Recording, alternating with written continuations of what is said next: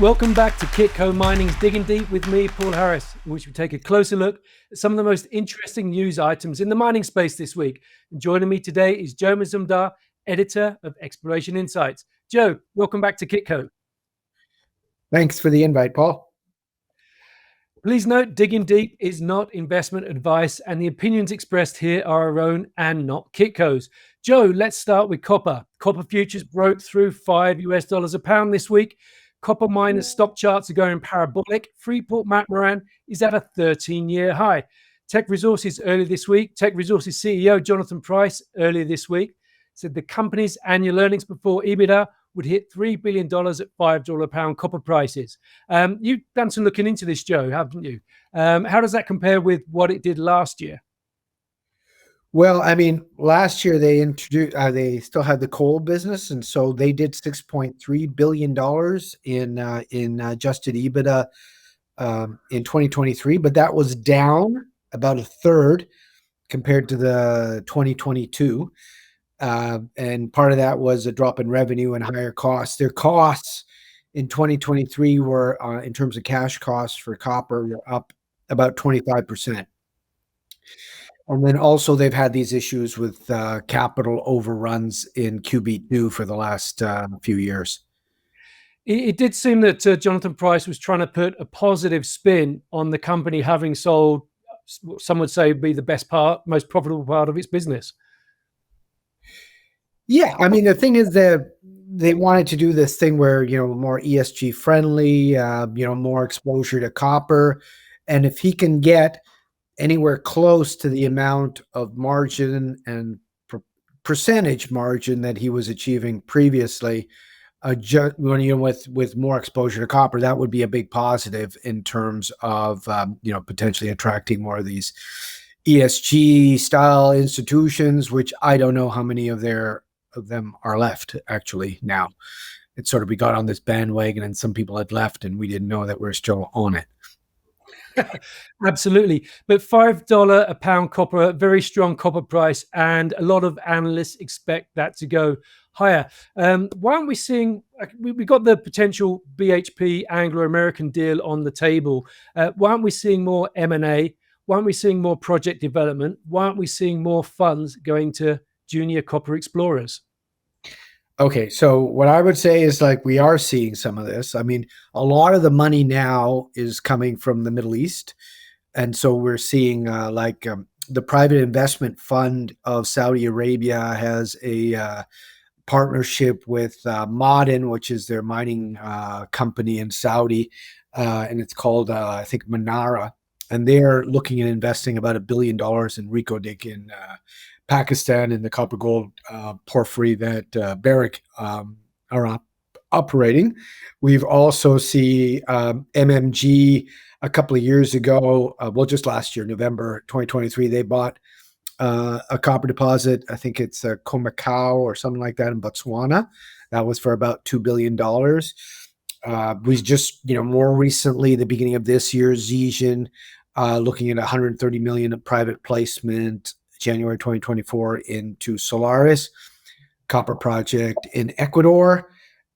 We've seen, joint ventures, earn-ins on smaller projects, like one I visited, a copper gold thing in Macquarie Arc, northern part of New South Wales, with Inflection Resources, funded exploration with an earn-in by Anglo Gold. And so there's a lot of these deals happening because some of these companies aren't doing a lot of grassroots exploration. They also realize that their cost of exploration using their people, can run into, $1.50 versus the dollar that a junior might spend, because of their safety and all this other stuff that they have to spend on their own employees. So there's going to be a lot more of that. Well, let's dig a little bit deeper into that, because I think the big companies investing to smaller companies, there's been actually been a few similar announcements recently. This week, for example, Freeport McMoran signed a 50 million Canadian exploration earning agreement with Max Resource for its Cesar Sedimentary Copper Silver District in Cesar, Colombia. Barrick announced something similar in Jamaica. It's doing something similar in Ecuador as well. And as you mentioned, AngloGold Ashanti is doing something similar in Australia with Inflection. BHP also announced a similar earning agreement or JV agreement with in Arizona with Ivanhoe Electric. So it seems there's a raft of these kind of things coming through. Is that the realization finally that amongst the majors that there isn't a big pipeline there, and also perhaps that what they have in their pipeline may be too low grade to actually or have too many challenges to bring into production, and so they're looking for better stuff elsewhere? So a lot of the M&A had been focused on production initially. And why? Because it takes such a long time to permit. Some of the complaints during CESCO were, how many permits that people had to get to develop a project, even if it was an expansion. So production was the way to go. Permitted tailings, water access, all that other stuff. But that consolidates production, but does not increase production. So it doesn't change the supply equation. What would change the supply equation would bring new projects online. New projects online take time to permit. You've got financing, all those capital requirements. Right now, it's probably a sweet spot for development copper projects because in terms of valuation for single assets. So it's probably a good time for people trying to mop up some of these as long as they're comfortable with the projects. But in terms of grassroots going forward, yeah, there's definitely a focus on copper. And with the knowledge that, they don't have grassroots exploration, and some of these big companies don't even have the technical expertise to do it. And so leaning on capable juniors, not all juniors, but the capable juniors that have had big company experience and now are doing it in the little company, sometimes they have more knowledge and more of a comparative advantage for grassroots exploration than the major does, especially in places like Australia. Because Australia does, the government does a lot of baseline work that, flattens the and levels the playing field for the majors and the juniors. So, you can't do a big aeromag survey because you can't afford it, but Rio Tinto can. You're at a disadvantage. But, Australian government, they would do a lot of these the geophysical surveys, database compilations for everybody, and they'd leave it free online. I mean, I think that's brilliant, and I think a lot of other countries should consider doing that as opposed to trying to stop mining, promoting it, and actually helping them. Australia is way ahead of most jurisdictions. Okay, Freeport going into Colombia, Barrick going into Jamaica and Ecuador. Seems that the miners are going into the fringes to seek big deposits, but seek big districts. Why are they doing that? Well, I think that some of it is that the idea that most of these places that are well trodden are maybe more difficult to permit, to find a new big deposit, because a lot of them have potentially been found. The areas tend to be more well trodden. Ecuador has mines now, and they've been discovering, we've had Sol gold and that, but a lot of these projects require multi-billion-dollar capital.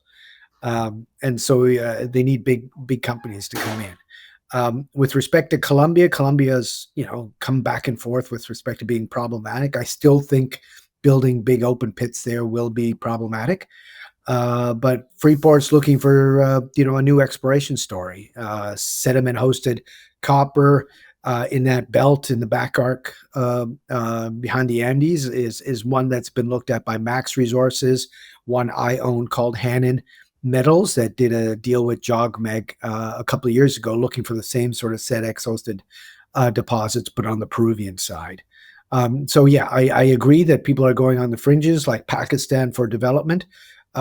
Because people are looking at places that they can actually work. There is a lot of geopolitical risk, but, if you don't have to take 10, 15 years to permit, it might be the way to go. Okay, let's turn to gold. The March quarter gold financials are in, and higher gold prices translating into a cash bonanza producers? Well, the short answer is not yet. The average all-in sustaining cost margin of the majors was about 32%. Pretty much what it was throughout 2023. In fact, only 4 of the 8 majors saw margin growth in this past quarter, and no major now has a sub $1,000 per ounce all-in sustaining cost. The picture for the mid-tiers is more positive, and some are showing margin expansion. Lundin Gold 58% and Dundee Precious Metals at 57% are top of the margin class, as 11 mid-tier companies saw margin improvement. Incredibly, the gap between the average all-in sustaining cost of majors and mid-tiers has fallen to its lowest level ever at about $10 per ounce. Lundin and Dundee both have sub $1,000 all-in sustaining costs. Joe, is it surprised that margins are not yet increasing with gold trading at $2,300 per ounce? No, because we've seen a lot of increase in costs, labor, energy, access to water, have all been problematic. And some of these companies have been increasing their reserve prices. And so when you increase your reserve price, you're adding a lot more lower grade. When you add a lot more lower grade, you add, a higher mill throughput, more reagent costs, more labor, more trucks, because you're moving more tons. And so to get the ounce profile up, sometimes you add lower grade. The leverage to the gold price that was promised several years ago by some companies in terms of, wow, look, if I increase my gold price, reserve gold price $200, you're going to get whatever, a 10% increase in reserves. That hasn't come to fruition because with that, they've also had to increase their own costs. And some of those ounces that they thought might have been reserves are not reserves anymore because the costs are too high. Are you surprised that the mid-tiers now have a similar and sometimes better cost position than the majors? Yeah, I mean, they have usually less assets and the better ability to control their costs than some majors. And it depends on the intermediate. Like Alamos has done a really good job with their Island Gold Mine. And I think, like you said, Lundin Gold with their asset Fruta del Norte in Ecuador, high grade underground. That's worked out very well. It's not going to provide you much leverage, but it's going to provide you cash flow no matter what, because it's going to be in the bottom part of the quartile. Dundee, the same sort of thing. They have more problematic ore that they can treat and they can smelt, but they're working in Serbia, Bulgaria, I believe, and Namibia. And so they're working in some of these jurisdictions as well. But, if you're going to work in those jurisdictions, you need that kind of margin. There's no way you would go into those jurisdictions generating working on an asset that's on the fourth quartile of the production of the cost profile. Interestingly, both those companies, Lundin Gold and Dundee Precious Metals, both are pretty much debt-free now. Yeah. Okay. Let's. This week we had one feasibility study out, and that was Troilus Gold on its gold copper project in Quebec. The plan there: 50,000 ton per day open pit mining operation to produce more than 300,000 ounces per year of gold equivalent for 22 years, an IRR post-tax of 14%, following a $1.1 billion initial capital expenditure. The market didn't like it. The share price has lost at least a third since the release of that news. Joe, what did you make of this feasibility? So I was taking a look at it, and one that gets me is one they don't talk about a lot is the grade. So the head grade, like if we compare the PEA number, I think we were talking prior, it was like 0.08% copper and 0.87 grams per ton was the resource, the indicated resource. Now that gold grade has gone down to 0.59% and the copper grade is 0.06%. So about a 30% drop in grade, which is significant. And so when you drop the grade but try to keep the production profile, what you do is you increase the throughput. And so what they did was they expanded the plant by about 40 to 45% by going from 35,000 tons per day to 50,000 tons per day. And that, for the first 5 years, which is the payback period, I believe, the production profile only changed maybe 15%. So you increased, your plant size 40 to 45%, but because the grade's gone down by a third, you've only got a 15% increase in production for the first 5 years during the payback period. So that's not great. And then in terms of the intensity has gone up as well, because now the capital because the PEA number was a pre-COVID number, 2020, and now we're talking about a post-COVID number.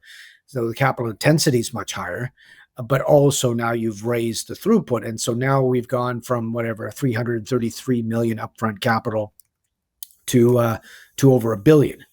And that's never a good number for somebody that's producing, maybe 250,000 ounces a year for the first 5 years. It's not a great look for a junior. But what my first red flag would be the grade, and then everything you got to manipulate in the mine plan to get you that production profile, which means a higher throughput, which means higher capital, more intensity, longer payback. Another aspect they changed was the base case gold price. It's gone up to 1,950 an ounce from 1,450 an ounce. During the company's conference call, the CEO said people should focus on the project's strong cash flow generation ability rather than its low IRR. He said that was really the same case as for the Detour Lake feasibility and the Canadian Malartic feasibility. Is that an important reference or distinction? Well, I mean, he's got to throw a few more assets into that basket of comparisons for, let's say, Eastern Canada, big open pit project. So Canadian Malartic worked because they had higher grade near the surface. And so that's why it was taken out earlier, and there was multiple bids there, between Goldcorp and the eventual Agnico Eagle Yamana takeout. And then Detour was the opposite, and then they had lower grade up front. It's a very hard deposit. They didn't make a lot of money for about 5 years. It was not a takeover target until they got deeper, and then they started bringing up grade, big production profile, plants paid for, tailings is done, and then it gets acquired. I doubt if Troilus can handle that, build it themselves and wait 5 or 6 years. But I don't see there's only year 5 or 6 that production actually spikes, and then it comes back down again. So I don't know why anybody would think about doing that sort of an M&A there. Yeah, and then also you add, the rationale for why, the stock price went down. What is it, 40%? I think they traded about 8.5 million shares in a couple of days. And the reason for that was people looked at the capital number and then they got scared because they looked at this 333 million number and then said, oh my God, now it's $1 billion. Oh, now I remember Magino and Cote, and, now I'm having nightmares. So, I'm getting out of this before I go back to something like that. And Argonaut, at least was a producer. I mean, but they obviously blew up their capital structure. The CEO got fired. And Cote, was a multi-asset producer, so they have more cash flow. If you take that into a single asset developer and blow up their capital, that's much worse. Have a guess what Argonaut Gold's all-in sustaining cost for the first quarter was? They put it out, I think, yesterday or today. Yeah, I don't know, but I mean, they're now sort of like history with the Alamos takeout. So it's 2,400. Yeah, and hence the reason they got taken out, and everybody as an Argonaut shareholder would probably be very happy owning Alamos shares. Okay, let's talk about a little bit more positive news coming out of the gold space from the developer point of view this week, and that is Osino Resources attained Supreme Court of British Columbia approval for the Intake Gold to buy them for $1.90 per share in cash. So the key news here, Canada, the Canadian government has approved a China mining investment. How significant is this? I think it's very significant because I think there was a big sort of worry about whether that would actually happen, because the transaction itself was really good because they had Dundee come in as the first initial offer, and that was still a decent offer, 30%, I believe it was. And they had the Intai offer, the Chinese company, come on top of that. And so that, multiple bids is always good in terms of the sector, and the fact that we're seeing it is a very positive. But the reluctance might have been around whether this is going to be done or not. So the offshoot of this is that, Solaris as well is looking at an investment by Zijin. And so if that happens, if Yintai and the acquisition there went through, then that's probably positive implications for those guys as well at Solaris. Well, let's hope so. Osino has the Twin Hills project in Namibia, so congratulations to them. Some other sort of another piece of controversial news that's been current recently in the past couple of weeks, and that's Red Pine exploration and the saga about its tampered assay results. The company released some corrected results this week, and on average, they were 50% lower than the tampered ones. Red Pine said that 0.5% of about 98,000 assay results were impacted, including 1.2% of the reported drill core intersections that were altered. Joe, what was the shock here? Was it that the drill results were manipulated, or the fact that it took so long for the company to realize this? Because some of these effective results go back, pretty much 10 years. Yeah, I'm just going to go back on that 50% reduction. That was something that was in the letter, and I just took that over 4 or 5 holes just to give people an idea of the difference. These were selected intersections, and as you pointed out, that the total number of intersections that were manipulated that they came out with was like around 1%. So in terms of the issue is probably the chain of custody of that, the assay. So what happens normally is that, you drill, you get core, you split the core, you put half of it, might be a meter sample or something like that, in a bag, weighs 3 to 5 kilos, send it off to the lab. Lab crushes it, then they assay it for gold and multiple elements, and then they produce assay preliminaries, and then they give you an assay certificate. That's the official certificate that goes in to your files. That's the number. So what was happening was those assay results were going to only one person. That was the former CEO. And what they pointed out in the conference call was when the CEO was either let go or resigned, they said that it wasn't linked to this incident. Something else, I don't know. So that wasn't the reason. They didn't know about it then. And what was, in terms of chain of custody, there was only one person that was providing the assays forward, and so the QP who did the resource or would sign off on the news release had no idea. And so how this came about wasn't through some systematic, organized sort of, okay, here's the assay, let's check it, blah, blah, blah, blah, blah. It was nothing like that. It was like one assay was missing. They couldn't find the certificate. So they went back, got the certificate reissued. Then they noticed that the number was very different. And so as they noticed that the number was very different, then they started checking some other assay lists. And then they noticed those numbers were different. And so then it became a systematic sort of look at all the assays. And that's when they issued the release saying, oh, you know what? We don't know what's going on. We don't know the scope of this. We have to look at it. And so that's a problem, that it was found just by serendipity, which questions the whole chain of custody for the company in terms of how they did it. That assay result should have gone to the person who actually signs off on those news releases and says this is the intersection. It shouldn't have just gone to the CEO. That's the company's fault. Then if you look, this was happening for more, about 10 years, because it went into some of the resources. And so what they're saying right now is the impact on the resource might be 9 to 12%. But what we have is probably a trust issue. And it's not only potentially the former CEO that we have a problem with. So if you get rid of him, then we're fine. But then we question your whole chain of custody and all the control that you have right now. Granted, that's the reason that they brought this new CEO in from West Dome.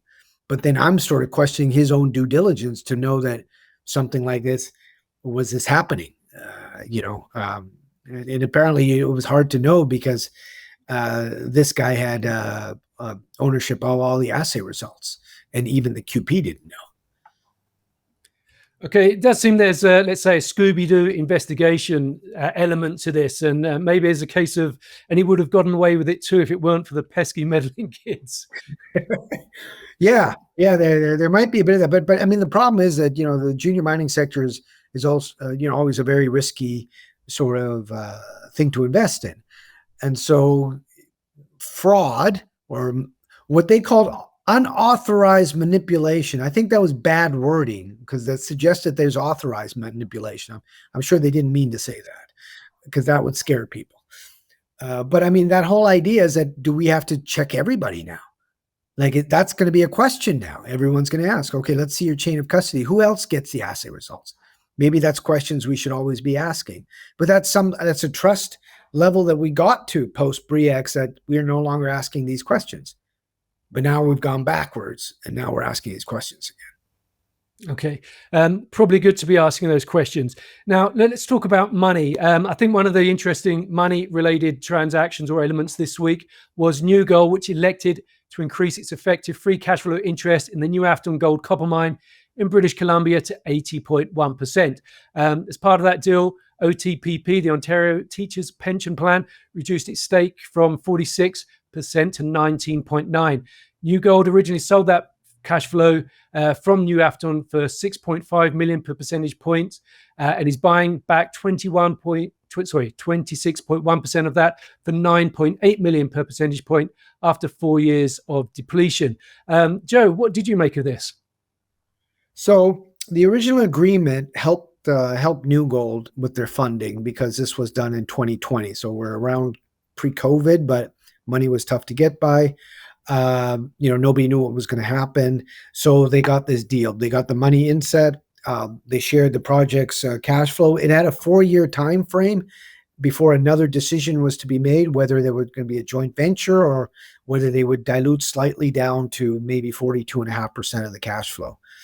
And so in the end, they had a buyback option, New Gold. And so if the gold price is going up, you probably want to show people that you own more of your own cash flow. And so the opportunity to buy back some of it was probably the right thing from New Gold. In terms of what they were paying for a percentage of the asset or the cash flow, that went up about 50% over the 4-year term. According to the agreement, there was a fixed return required by the OTPP. And I don't know what that number is, but if you back calculate, the return on the percent, it's about a 10% plus, a little bit over 10% per year compounded over the 4 years that they were getting, which got them the 50% return. So right now, the Ontario Teachers Pension Plan can show, their stakeholders that we made money off of this deal, but we've reduced our exposure, but we still have exposure to forward-looking gold prices that are going to go up hopefully, and in a safe jurisdiction, Ontario, with a Canadian asset.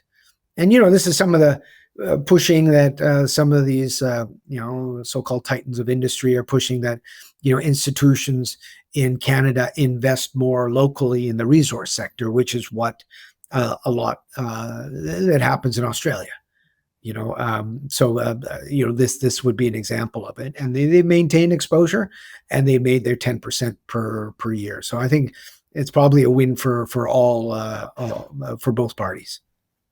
Looking at this from New Gold's perspective, this financing was part of a string of things that New Gold had to do to stay alive, as it was struggling with its Rainy River gold mine development in Ontario. In addition to doing this transaction, it also had to sell its Blackwater project in British Columbia, which Artemis Gold is building, and that's due to start producing gold very soon.